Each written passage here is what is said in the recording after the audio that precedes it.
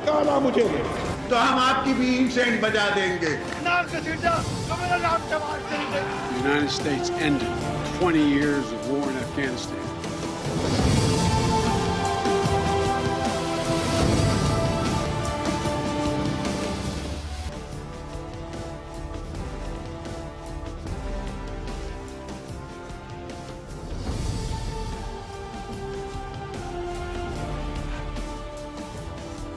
जी अस्सलाम वालेकुम। प्रोग्राम में आज जिन पॉलिटिकल डेवलपमेंट्स के हवाले से बात करेंगे उसमें सबसे अहम रहेगा कि निगरान वफाकी काबीना ने आज अपना हलफ उठा लिया है और इसके चंद ओहदेदार फ़िलहाल सामने आए हैं।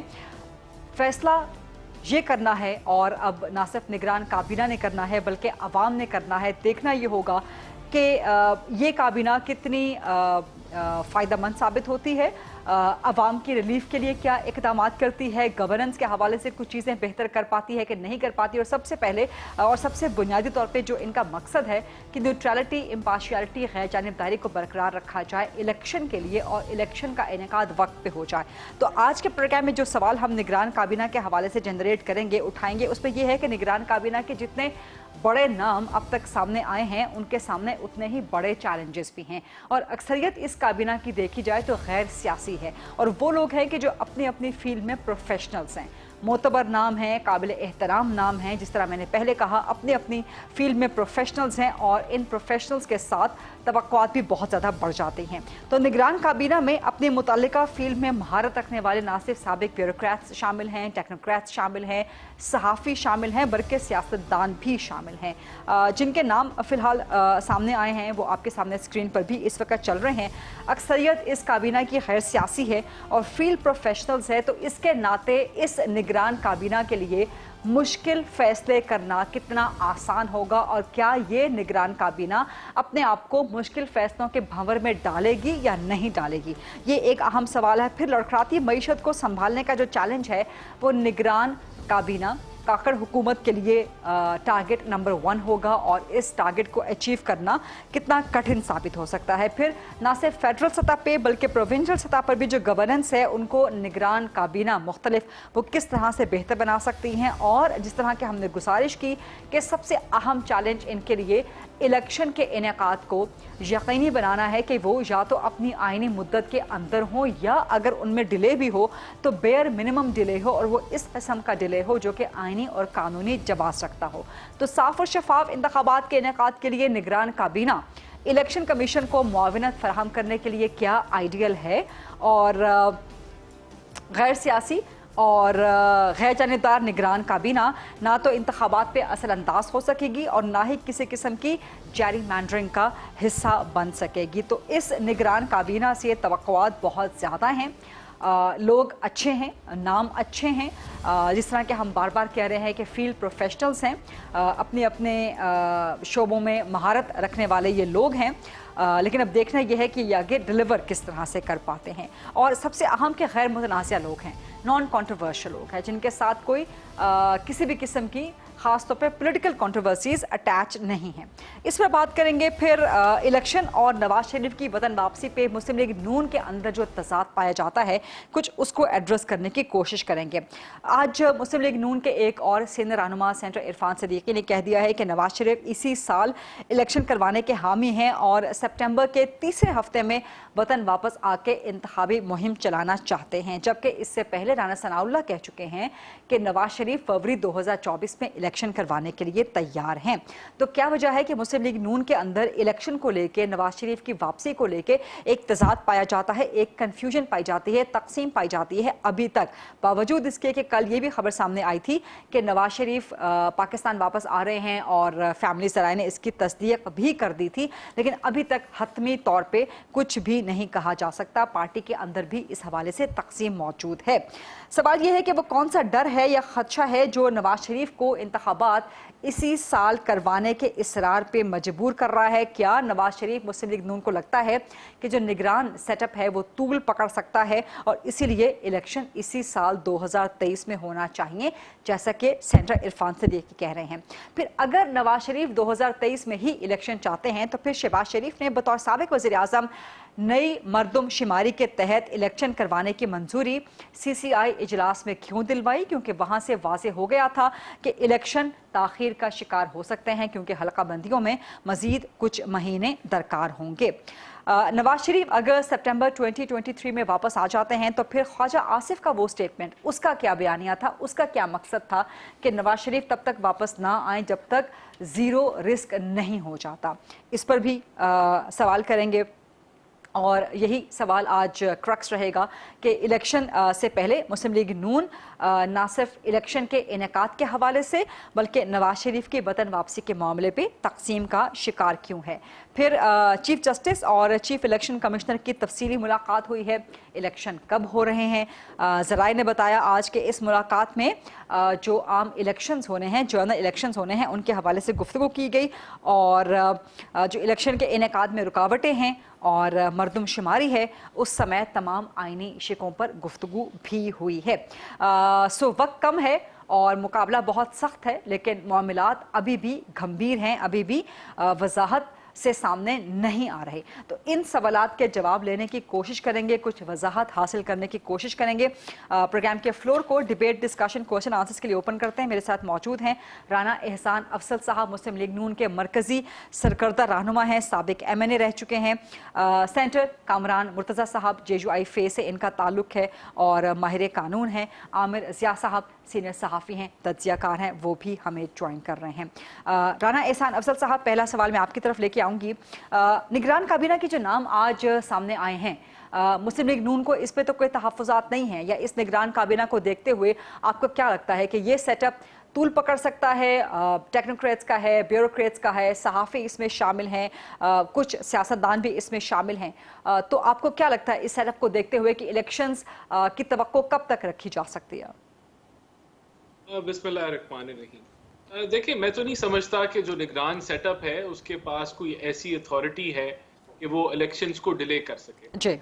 अभी जो इलेक्शंस का टाइम फ्रेम है वो दो चीज़ों से तयन होगा। एक, जो सेंसस के जरिए क्योंकि नोटिफाई हो चुका है, तो जो डिलिमिटेशन है हल्का बंदियां, और फिर इलेक्शन कमीशन की अनाउंसमेंट हल्का बंदियों के बाद कि वो 60 दिन लेते हैं या 90 दिन लेते हैं। तो अभी हम मिड अगस्त में बैठे हैं।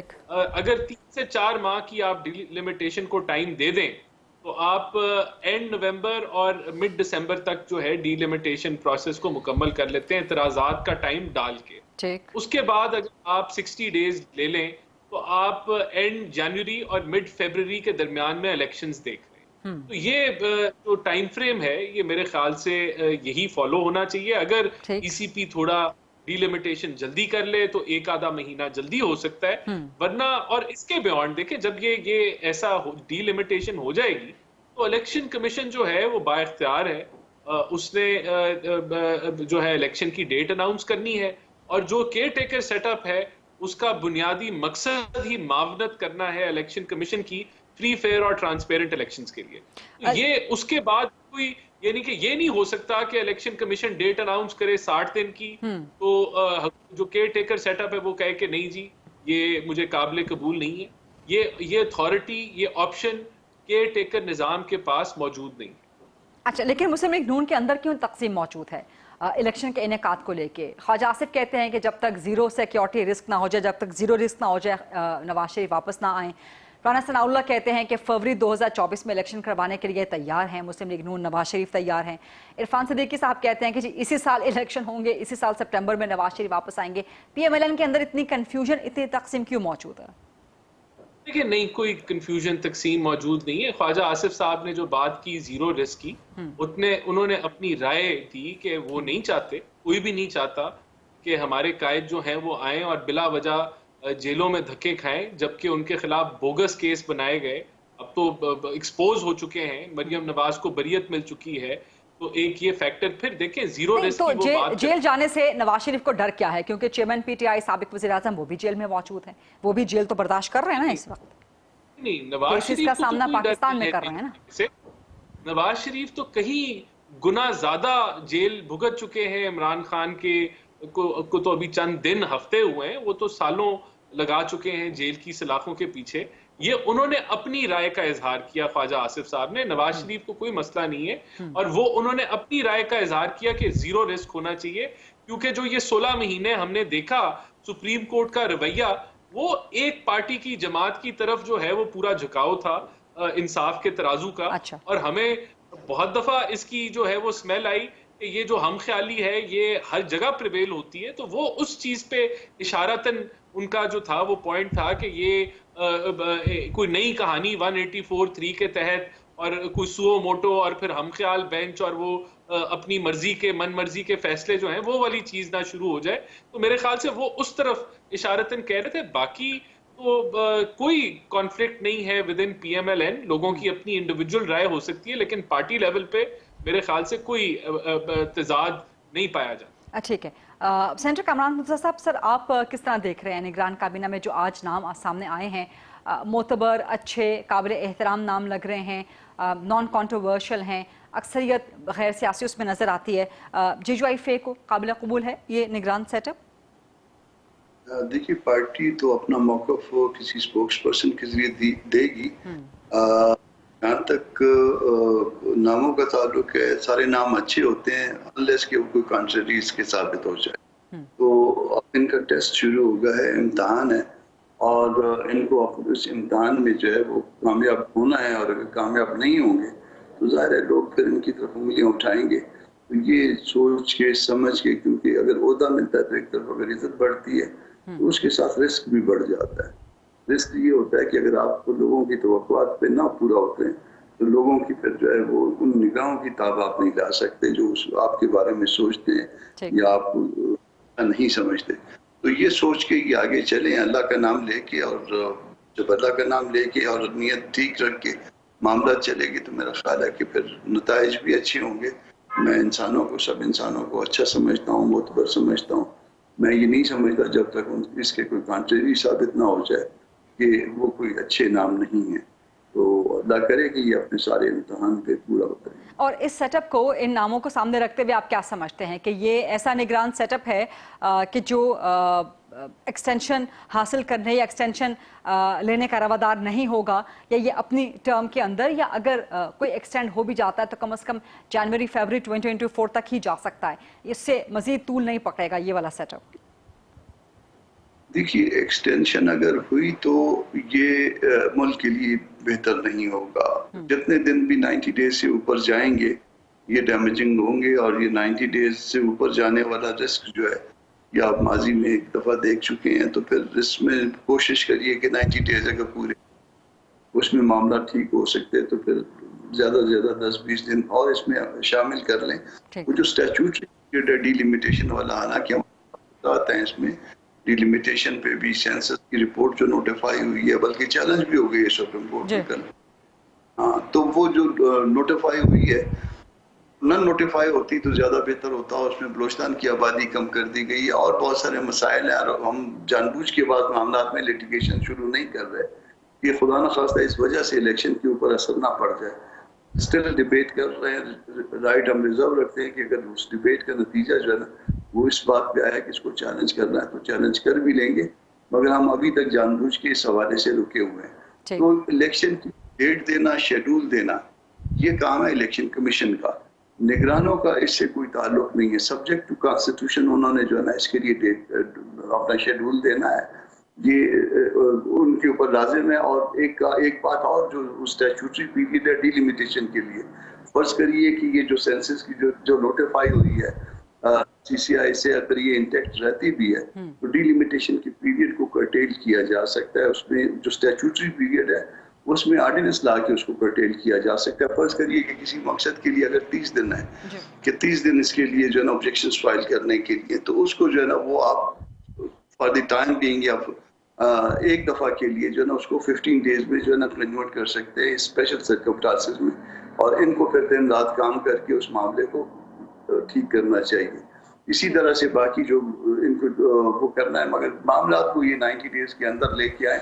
بھلے جو ہے نا باقی معاملات کو آرڈیننس کے لیے ون ٹائم جو ہے نا آرڈیننس کے ذریعے ون ٹائم جو ہے نا اس کے پیریڈ کرٹیل کرتے ہوئے چلیں، اور پھر ہیئرنگ اگر ان کو کرنی پڑ بھی جائے تو بھلے رات تک بیٹھیں، دیر لیٹ نائٹ تک بیٹھیں اور لوگوں کو رائٹ آف ہیئرنگ دیں اور اس معاملے کو ختم کریں. ٹھیک ہے، بالکل ٹھیک ہے. عامر صاحب آپ کا موقف کیا ہے؟ نگران کابینہ جو سامنے آئی ہے، جن کے نام سامنے آئے ہیں، اچھے نام ہیں، قابل احترام نام ہیں، زیادہ تر غیر سیاسی نام ہیں، اپنی فیلڈ کے پروفیشنل نام ہیں.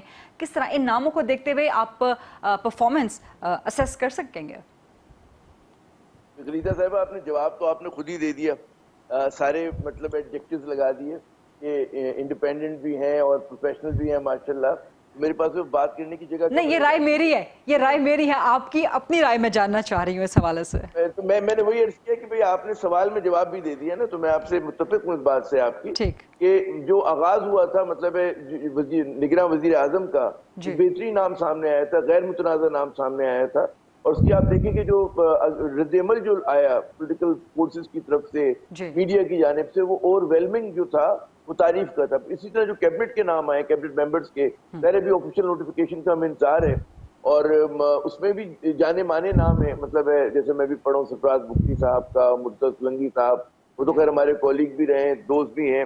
تو اچھی بات ہے اس طرح کے لوگ آئے and let's hope them well, wish them best of luck کہ وہ جو ہیں ان کے ذمہ داری جو ڈالی جا رہی ہے اس کو صحیح طرح سے ادا کریں.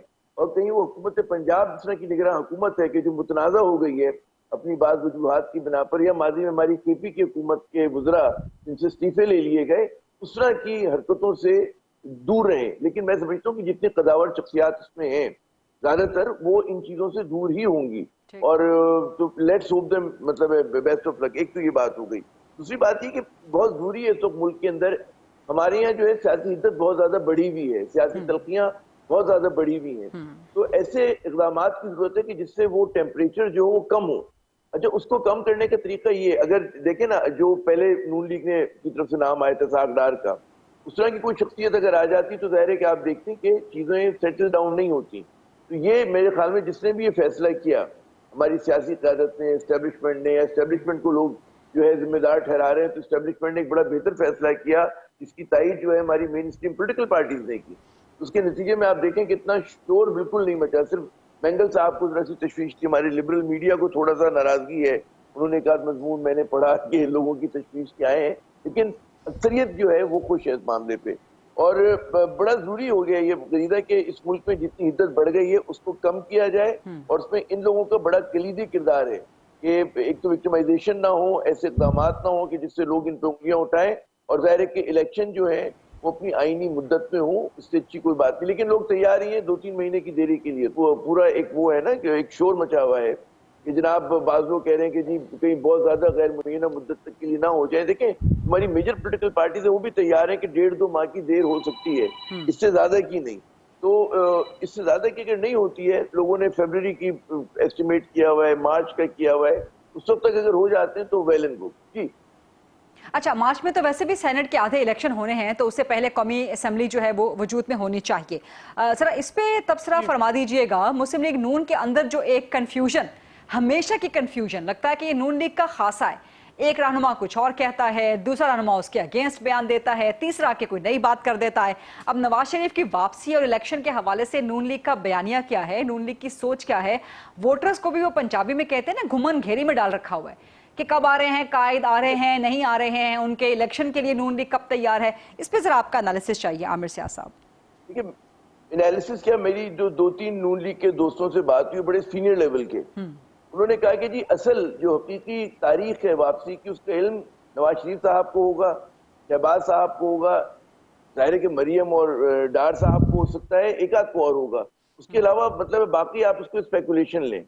اچھا، اس میں وہ جو ایک دیکھ رہے ہیں نا کہ جی پہلا جو ریڈ لائن ہے کہ بندیال صاحب جو ہے وہ ریٹائر ہوں، تو سمجھتے ہیں کہ اگر بندیال صاحب ریٹائر ہو جاتے ہیں اور قاضی صاحب آ جائیں گے تو غالباً جو ہے قانون کا معیار بدل جائے گا اور نواز شریف صاحب کے لیے آسانیاں ہوں گی. پھر رسک جو ہے وہ کلوز ٹو زیرو ہو جائے گا، رائٹ؟ یہ وہ دعویٰ کر رہے ہیں. لیکن دیکھیں دنیا میں غریدہ سمجھ میں میرے نہیں آتا کہ لوگوں کے آنے جانے سے سپریم کورٹ بڑا مقدس ادارہ ہے. یہ نہیں ہو سکتا کہ اے چلا جائے، بی آ جائے تو اس کے بعد جو ہے قانون کے پیمانے بدل جاتے ہیں.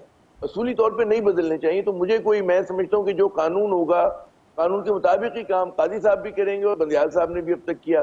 ہمارے لیے سپریم کورٹ بہت محترم ہے، تو یہ ایک تو ان کی تعدیل دے رہے ہیں. دوسرا وہ کہہ رہے ہیں کہ جی इलेक्शन कैंपेन चलाने के लिए 1-1.5 महीना चाहिए होता है, और वो 1.5 माह के अंदर जो है वो समझते हैं कि माशाल्लाह 74 बरस के हो गए, वो पहली जैसी तवानाई एनर्जी नहीं है कि बहुत ही इंटेंस किस्म की कैंपेनिंग करेंगे, तो बड़ा सिलेक्टिव यूज करेंगे नवाज शरीफ साहब को। और वो अगर बहुत पहले आ जाते हैं, अगर फर्ज के इलेक्शन फरवरी में हो रहे हैं, तो पहले से आके अपने आप को क्यों थकाएं। वो उनको देखिए अभी भी 2 केसेस में कन्विक्टेड है ना, वो एक अल-अजीजिया के अंदर और दूसरा जो है एवनफील्ड के अंदर, तो दोनों में, हाँ, एक में 10 साल की कैद है, एक में 7 साल की है। अब वो ठीक है, हमारे दोस्त ये जो राना साहब कह रहे हैं कि गलत है, सही है, लेकिन अदालत ने फैसला करना है, मैंने और आपने नहीं करना इसका। और जब तक अदालत की फैसला नहीं करेगी उस वक्त तक तो जाहिर है कि वो तनाज़ा रहेगा इस चीज के बारे में। तो जाहिर है उनको एक रिस्क भी है कि मैं आऊंगा तो कहीं मुझे जेल ना जाना पड़े। बहुत देखिए ना, एक सवाल है कि 15 माह अपने भाई के दौरे हुकूमत में क्यों नहीं आए? अगर चीजें उनके हक में इतनी मुवाफिक थी और इतनी बेगुनाही थी, फिर क्या बात है कि वो निगरान हुकूमत की ज़ेरे निगरानी अपने आप को ज्यादा महफूज समझ रहे हैं, या अभी भी अदम एतमाद है? इस्टेब्लिशमेंट से राब्ते हैं, लेकिन इस्टेब्लिशमेंट को एतमाद नहीं उन पर और इन इस्टेब्लिशमेंट पे नहीं है। हो सकता है ये चीजें हों। तो एक होता है ना कि कौन ज्यादा एक्सेप्टेबल है, कौन आंखों का तारा है। शहबाज शरीफ साहब के मुतालिक जो है गैर भी कहते हैं कि शहबाज शरीफ साहब जो हैं वो ज्यादा एक्सेप्टेबल हैं, और खुदा आपका भला करे, नवाज शरीफ साहब की एक आदत है कि इस्टेब्लिशमेंट ने बड़ा उनसे राज दुलार किया, प्यार किया, लेकिन जब वो ताकत में आते हैं वो अपने सींग फंसा लेते हैं उस इस्टेब्लिशमेंट से। और 3 बार उनकी फिल्म चली, लेकिन हफ्ता पूरा होने से पहले उतर गई। हफ्ते के मुराद 5 साल नहीं हुए उसके। तो इस मरतबा भी खदशा है भी नवाज शरीफ साहब है, जो एक ट्रैक रिकॉर्ड है उनका। तो ये खदशात, और ये खदशात उनके भी जहन में होंगे, उनको भी शिकायत होगी इस्टेब्लिशमेंट से कि 3 बार मुझे हटा दिया, मेरे साथ फला ज्यादती की, जो भी उनके जहन में कंसीव होगा। तो दोनों एक दूसरे से घायल हैं, और ये एतमाद मेरे ख्याल में इतनी आसानी से नहीं बहाल हो सकता, ठीक है ना। और जो एक मिजाज बना हुआ है नवाज शरीफ साहब के खिलाफ, एक बयानिया बहुत अभी भी मजबूत है, अवामी परसेप्शन अभी भी ज्यादा मनफी है। तो शहबाज शरीफ वो कहते हैं बॉल लेके निकल सकते हैं, जैसे अनवारुल्लाह काकड़ लेके निकले ना। अनवार साहब का कहाँ नाम आ रहा था, एकदम अनवार साहब कहते हैं he was a dark horse, एकदम बॉल लेके निकले और गोल कर दिया उन्होंने। तो यहाँ पर भी ये हो सकता है कि नाम किसी और का हो, सरे आईना कोई और हो, पसे आईना जो है गरीला साहिबा कोई और हो। बिल्कुल, बड़ी खूबसूरती से आपने जो है वो डिफाइन कर दिया है। ठीक है, आमिर साहब की गुफ्तगू आपने सुन ली, कुछ मजीद सवालात अभी बरकरार हैं। कामरान मुर्तज़ा साहब से करेंगे और राना एहसान अफजल साहब से भी करेंगे, लेकिन एक ब्रेक का वक्त हुआ। Let's take this short quick break and then will come back.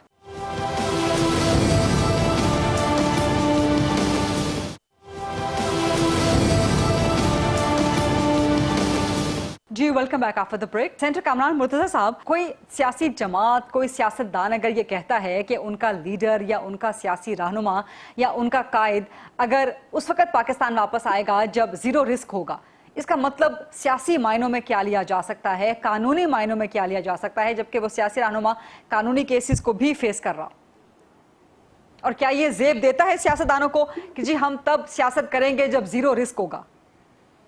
देखिए, ये एक अलग से सियासी जमात है। मेरा ख्याल है कि मुझे इतना ज़्यादा तबसरा ज़ेब नहीं देता, मगर मैं ये समझता हूँ कि सियासत जो है वो मुल्क के अंदर होती है, और अच्छे या बुरे हालात भी सियासतदानों पे आते रहते हैं। उन सब हालात का मुकाबला भी आपको मुल्क के अंदर रह के करना होता है। दुरुस्त। अगर आप छोड़ के चले जाएं तो उसका नुकसान आपकी हुआ करता है, और ये नुकसान आप देखिए जो है उसने महीने जो है वो इक़्तिदार में रहे, मेन प्राइम सीट पे प्राइम मिनिस्टर उनका था, मेजॉरिटी ऑफ मिनिस्टर्स उनके थे, मगर स्टिल जो है ना वो चूंकि उनकी लीडरशिप जो मेन लीडरशिप थी वो मुल्क से बाहर, तो कोई मेरा ख्याल है कि फायदे से ज्यादा जो है नुकसान हुआ है इसमें। तो ये बात नवाज शरीफ साहब को मैं मशवरा देने का वो तो नहीं हूँ, मजाज नहीं हूँ, मगर मेरा ख्याल है कि नवाज शरीफ साहब को वापस आना चाहिए। ये ज़ीरो रिस्क, 100% रिस्क, 50% रिस्क ये नहीं हुआ करते। इसके साथ एक और बात ऐड कर दूं कि शायद उन्होंने अपनी लीगल टीम को दोबारा बुलवाया है अपना इंग्लैंड, आज की मैं पढ़ रहा था प्रिंट मीडिया में, तो मुमकिन है कि वो फिर जो है ना उनसे मशवरा करें, मगर मशवरा करने का ज़रूर करें। असल बात यह है कि रिस्क जो है वो जिंदगी में हर पहलू पे में मौजूद होता है। जीवन आप घर में चल रहे होते हैं, सीढ़ियाँ चढ़ रहे होते हैं, सीढ़ियाँ उतर रहे होते हैं, इसमें भी रिस्क इन्वॉल्व हुआ करता है। बाकी तो आगे अल्लाह पाक को पता होता है कि क्या होगा, آپ نے جو ہے نا وہ دلیری سے کھیلنا ہوتا ہے، اور دلیری کے ساتھ جب کھیلیں گے تو پھر پاکستان کے لوگ جو ہے وہ آپ کے ساتھ چلیں گے. وہ پھر وہ یقیناً ووٹ میں بھی آپ کے ساتھ ہوں گے، باقی سپورٹ میں بھی آپ کے ساتھ ہوں گے، اور ووٹ میں بھی ہر طرح سے وہ ساتھ ہوتے ہیں. مگر اس طرح سے اگر باہر بیٹھ جائے اور اس میں پھر نیگیٹیولی جو ہے نا وہ پروپیگیٹ ہوتا ہے معاملہ، وہ فائدے میں جماعت کے نہیں جاتا، وہ عام طور پہ پالیٹکس کے فائدے میں نہیں جاتا، تو سیاست ملک کے اندر. بالکل ٹھیک. اور قانونی رسک، کیونکہ قانونی کیسز کا بھی حوالہ دے رہے ہیں، جتنے نون لیگ کے رہنماؤں سے ہماری بات ہوتی ہے وہ یہی بات کرتے ہیں اشارتاً بھی اور کھلے عام بھی کہ اس وقت جو موجودہ چیف جسٹس صاحب ہیں ان سے شاید مسلم لیگ نون کو انصاف کی توقع نہیں ہے، تو یہ رسک بھی ہم چاہتے ہیں کہ یہ ختم ہو جائے. تو کیا یہ سوچ رکھنا قانونی معاملات کے اعتبار سے درست ہے، فائدہ مند ہو سکتی ہے؟ حالانکہ یہ بات ان کی درست نہیں ہے. پہلی بات اس کی درست نہیں ہے کہ ان کی اپیلیں ان کی ایبسنشیا کی میں ڈسمس کر دیں تھی، مگر رائٹ آف ریسوریکشن کیا ہوا. رائٹ آف ریسوریکشن یہ ہوگا کہ آپ جب آئیں اور آپ درخواست دیں اور گڈ کاز شو کریں تو آپ کی اپیل جو ہے وہ اسی طرح زندہ ہو. اب وہ اس وقت آپ سمجھنے کے قوموں میں تو وہ اس کو رائٹ آف ریسوریکشن دیا ہوا ہے. وہ رائٹ کس نے دی ہے؟ اسلام آباد ہائی کورٹ نے دی ہے. تو آپ کو آ کے سب سے پہلے اسلام آباد ہائی کورٹ کو سرنڈر. یہ بھی ممکن ہے کہ آپ جب اسلام آباد میں ہائی کورٹ کو سرنڈر کریں اور گڈ کاز کوئی بھی جو ہے وہ آپ بتانے میں کامیاب ہو جائیں تو آپ کو اسلام آباد ہائی کورٹ یہ کہہ دے آپ کی پٹیشن کے نتیجے میں کہ آپ کو جو ہے اسلام آباد ہائی کورٹ پہنچنے تک گرفتار نہ کیا جائے. پھر جب وہ سرنڈر آپ ایکچوئل سرنڈر کر دیں بیفور دی ہائی کورٹ تو پھر یہ بھی ممکن ہے کہ وہ آپ کی ہیلتھ ریزن کی وجہ سے یا کسی بھی ریزن کی وجہ سے جو آپ پلیڈ کریں یا کورٹ کو مناسب لگے وہ آپ کو بیل بھی گرانٹ کر سکتی ہے. اس کو ریسٹرکشن بیل کو زندہ کرنے کے بعد آپ کو بیل بھی گرانٹ کر سکتی ہے. پہلے بھی ججمنٹ سسپینڈ تھی، اس کو آپریشن دوبارہ بھی جو ہے نا پینشن کا آپریشن دوبارہ بھی ریسٹور ہو سکتا ہے.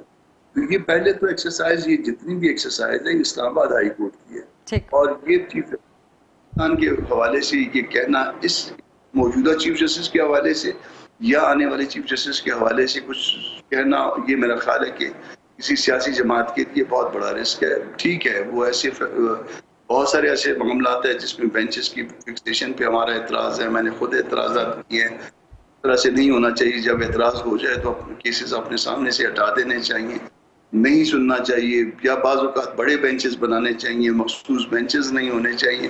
مگر ایک لیگل پرسن کے طور پہ یہ اعتراض میرے منہ سے شاید جائز ہوتا ہے. مگر اگر پارٹیاں، سیاسی پارٹیاں جو ہے نا وہ جو کہ اس کمیونٹی کا حصہ نہیں ہوتی، وہ اس طرح سے کریں تو اس کا نتیجہ یہ ہوتا ہے کہ عام عوام میں جو ہے وہ سسٹم کے بارے میں، اس ایک پلر کے بارے میں بہت بڑا رسک انوالو ہو جاتا ہے. اس حوالے سے یقیناً شکایات ہیں. مگر کل کیا آپ یہ سمجھ کے بیٹھیں کہ کل آنے والے چیف جسٹس کی موجودگی میں آپ جو ہے وہ قانون سے کوئی زیادہ کوئی ریلیف لے لیں گے؟ آنسر ہے کہ نہیں. جو قانون کہے گا اس کے مطابق ہی وہ چلیں گے. آپ زیادہ سے زیادہ یہ کہہ سکتے ہیں کہ جی آپ کو اے جج پہ اعتراض ہے، اے جج جو ہے نا وہ کہہ دے گا کہ جی میں نہیں سنتا، چلے کسی بی جج کے پاس لگا لیجئے. اس وقت ایسا ہوتا رہا ہے، جو موجودہ جو سیٹ اپ ہے اس میں یہ ہے کہ بعض چیزوں پہ اعتراضات آیا. گورنمنٹل پارٹیز کا اس بات پہ اعتراض تھا کہ جی یہ بینچ نہ سنے، جو بینچ سنتے رہے. 2-3 ججوں ناموں پہ خصوصی اعتراض تھا. تو وہ ان کو بہتر ہوتا، بہت بہتر ہوتا، وہ کہتے ہیں ہم نہیں سنتے، باقیوں کے پاس جا کے ان کو وہاں فکس کرا لیں یا بڑے بینچز بنا لیں. میرا خیال ہے کہ آج یہ صورتحال نہ ہو. ٹھیک ہے.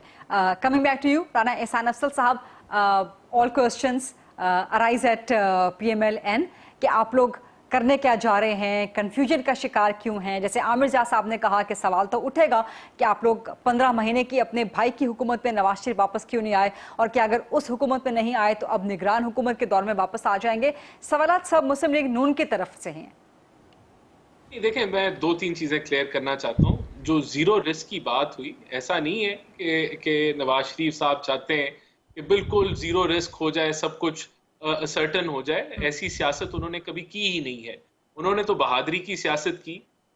تب بھی جب وہ سعودی عربیہ سے واپس آئے جہاز میں تو تب وہ زیرو رسک نہیں تھا، بہت سارے رسک تھے، لیکن وہ ملک واپس آئے اور انہوں نے پھر ایک ڈکٹیٹر سے جان چھڑائی. انہوں نے جو ہے GT روڈ پہ جب قافلہ لے کے گئے تو بہت سارے رسک تھے. اسی طرح جب انہوں نے لاسٹ ٹائم بھی جب وہ لندن سے واپس آئے تو کوئی زیرو رسک نہیں تھا. ان کو پتا تھا کہ ان کی بیٹی وہ گرفتار ہو جائیں گے، لیکن اس نالج کے ساتھ وہ واپس آئے کہ انہوں نے ملک واپس آنا ہے، اپنے ملک واپس آنا ہے، اور وہ ہر دفعہ انہوں نے بہادری کا مظاہرہ جو ہے وہ کیا. 150 سے زیادہ پیشیاں بھگتی. وہ اپنے ورکرز کو یا خواتین کو آگے نہیں کر دیتے تھے کہ ہماری بچت ہو جائے، تو انہوں نے ہر جگہ جہاں جمہوریت کے لیے سٹینڈ لینا ہوا وہ لیا انہوں نے. یہ خواجہ آصف صاحب نے اپنی رائے کا اظہار کیا تھا، اور اس کے اندر ہمارا یہ کوئی رویہ نہیں ہے یا سوچ نہیں ہے کہ ہم ایکسپیکٹ کرتے ہیں کہ جب نئے چیف جسٹس آئیں گے ہمیں کوئی وہ رعایت دے دیں گے. ہم نے تو کبھی کسی سے رعایت نہیں مانگی نہ. ہم جب جسٹس ارشد ملک کو کی ویڈیو آ گئی کہ وہ انہوں نے تسلیم کر لیا کہ میرے کوئی کرپشن نہیں تھی، میرے پہ پریشر تھا تو میں نے سزا سنائی، تو امید یہ تھی کہ جوڈیشری جو ہے جب ان کو مس کانڈکٹ پہ نکال رہی ہے تو ان کی ججمنٹ کو بھی رد کر دے گی، جو کہ ہونی چاہیے تھی، وہ نہیں ہوئی. اور جو ایجنڈا دیکھیں، جو سپریم کورٹ، جو ثاقب نثار کی سپریم کورٹ تھی، آج بچے کو پتا ہے کہ وہ سپریم کورٹ جو ہے وہ پی ٹی آئی کی ٹکٹ بانٹ رہی تھی، وہ اس کے ساتھ سودے بازی کر رہی تھی، اور وہ ایک ایجنڈے کے تحت تھی، اور اس وقت ایک پلان تھا.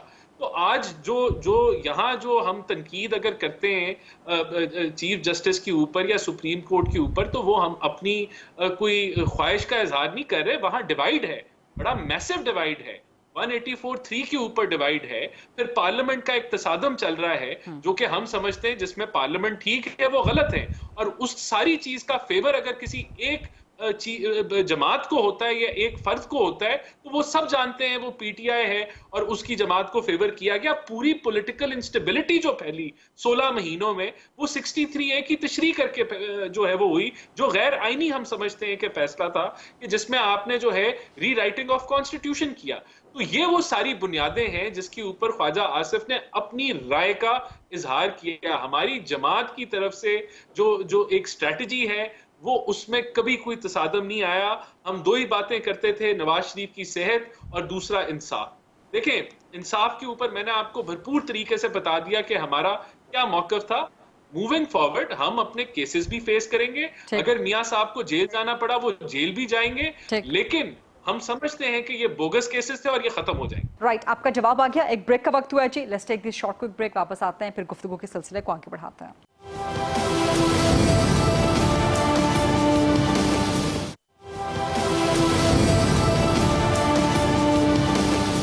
جی welcome back after the break. Mirza sahab, اس پہ آپ کا کمنٹ چاہیے. اور دوسرا، الیکشن کے انعقاد کے حوالے سے کیا آپ کو لگتا ہے کہ اس نگران سیٹ اپ کے سامنے آنے کے بعد ایک بے یقینی کی فضا جو تھی، ایک انسرٹنٹی کی جو فضا تھی، وہ ختم ہو جائے گی، ختم ہو سکتی ہے، ختم ہوگی، یا آپ سمجھتے ہیں کہ ابھی بھی وہ ایک جو انسرٹنٹی کی فضا ہے وہ برقرار رہے گی اور الیکشن مزید آگے جا سکتے ہیں فروری سے؟ جہاں تک یہ نواز شریف صاحب کے کیسز کا تعلق ہے تو اس میں 90 کے بعد سے آپ دیکھیں کہ جس طرح کے کیسز ان پہ بنے، اور ہمارے یہی تحقیقاتی ادارے، چاہے وہ ایف آئی اے ہو، چاہے اینٹی کرپشن ہو، بقول ان کے اور نیب، ان کے پاس بوریوں میں بھر کے شواہد ہوا کرتے تھے. لیکن کیونکہ ہماری سیاست ایک ریوالونگ ڈور کی طرح ہے کہ اس میں سیاستدان آتا ہے، نکالا جاتا ہے، پھر آتا ہے، اور عموماً جو کیسز کو استعمال کیا جاتا ہے اس کو کہتے ہیں لائن حاضر کرنے کے لیے، کہتے ہیں کہ فال ان لائن کرانے کے لیے. لیکن عوامی پرسپشن کا جہاں تک تعلق ہے کہ لیکن ایمن فیلڈ کا کیس ہے، ماشاءاللہ انہی گھروں میں رہ رہے ہیں، اس کے اندر تو مطلب ہے آپ کتنے جلتے طبے پہ بیٹھ جائیں نون لیگ کہ جناب وہ جو تھا ان کے ہونہار فرزندوں نے جب وہ ٹین ایج میں تھے تب انہوں نے خرید لیے تھے، یا او لیول میں پڑھتے تھے تب خرید لیے تھے، تو لوگوں کو یقین نہیں آئے گا، لوگ کہیں گے جی منی ٹریل چاہیے. اچھا، اسی طرح عزیزیہ میں جس طرح سے پیسے ٹرانسفر ہوئے لوگ پوچھیں گے اس کے بارے میں. جو ایک کہتے ہیں کہ جو سب سے بڑا کیس ہے، جو پیناما سے بڑا کیس ہے، جس کو بند کرا دیا گیا سپریم کورٹ کے فیصلے کے تحت کہ جی بہت دیر ہو گئی اس میں، وہ حدیبیہ پیپر ملز کا تھا. تو بات یہ کہ اتنا یا تو ہم تسلیم کر لیں کہ جی اس ملک میں کبھی کرپشن نہیں ہوئی، ٹھیک ہے نا، اور ہمارے ہاں یہ تمام لوگ بے گناہ ہیں، پیپلز پارٹی، نون لیگ، ان کی دور میں دودھ و شہد کی نہریں بہتی تھیں اور ان سے زیادہ ایماندار قیادت کبھی ہم نے دیکھی نہیں. یا تم یہ تسلیم کر لیں جو لوگ نہیں مانیں گے، ٹھیک ہے نا. اس ملک میں جتنی بھی بدعنوانی ہوئی ہے وہ نیچے سے اوپر نہیں آتی، غریدہ آپ مجھ سے بہتر جانتی ہیں، اوپر سے نیچے کرپشن آتی ہے. تو نواز شریف صاحب کے اوپر ایک بڑا بوجھ ہے، ایک تاریخ سایہ ہے ان کے اوپر، ان کے خاندان پہ، اور وہ ہو سکتا ہے کہ مطلب ریگل آؤٹ کر دیں، کیونکہ ہمارے یہاں جو ہے ایک تو نیب کے قوانین میں ترامیم ہو گئی ہیں اور ہمارے یہاں وائٹ کالر کرائم کو سزا دینا بہت مشکل کام ہے. تو یہ میں نہیں کہہ رہا، لیکن ایک عوامی پرسپشن کی میں بات کروں، وہ ایک اپنی جگہ پہ رہے گی. دوسری بات ہوئی کہ الیکشنز کا ڈیلے، اصولی طور کے اوپر تو بھائی وقت پہ الیکشن ہونے چاہیے، لیکن ہمارے ہاں पंजाब में और केपी में एक मिसाल सेट हो गई है कि वहां पर जो है सुप्रीम कोर्ट का फैसला था, आइन कहता था कि 90 रोज में इंतखाबात होंगे, लेकिन हमने देखा कि आइन को वायलेट करते हुए वो इंतखाबात नहीं हुए और कुछ भी नहीं हुआ, कोई क़यामत नहीं टूटी। माशाल्लाह मुल्क वैसे ही चल रहा है, तरक्की कर रहा है, ठीक है ना। यहाँ पे दूध और शहद की नहरें बह रही हैं तो चल रहा है मुल्क। तो अगर ये वाक़ में भी कोई अगर वजह बन जाती है डिले करने की कि पैसे नहीं है, सिक्योरिटी का इशू है, मुझे नहीं पता कि हमारे यहाँ ज़िबा पहले करते हैं, जवाब बाद में तलाश करते हैं, तो आप और हम क्या कर लेंगे। यही पॉलिटिकल पार्टीज जो थी, पीपल्स पार्टी, नून लीग जो थी, इनके ये साथ होती थी कि नहीं होने चाहिए इंतखाबात पंजाब के और केपी के, हालांकि बिल्कुल आईनी मुतालबा था वो। अब कोई भी मान ले, लेकिन अगर इसको बहाना बना के आप आगे कर देते हैं हम और आप कुछ नहीं कर सकते। हम कहेंगे भाई खुदा खैर करे, अब ये काकड़ साहब बड़ा अच्छा काम कर रहे हैं और काकड़ साहब के बहुत सारे लोग गर्विदा हो गए क्योंकि मिडिल क्लास के हैं, उनकी कोई डायनेस्टिक पॉलिटिशियन नहीं है, ठीक है ना, उनके सही क्रेडेंशियल्स हैं, तो भाई व्हाई नॉट अनवारुल हक काकड़।